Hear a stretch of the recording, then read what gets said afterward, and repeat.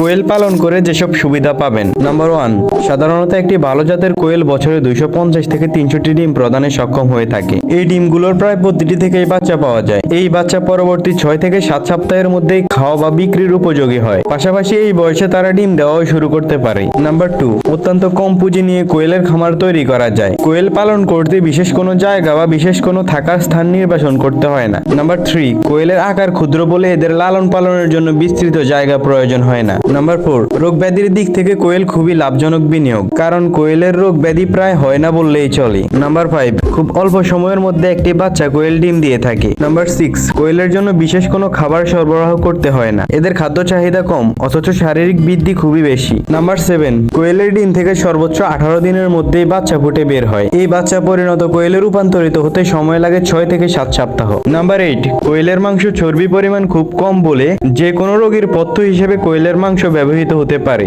এই কারণে বাণিজ্যিক ভিত্তিতে কোয়েল পালন অত্যন্ত লাভজনক।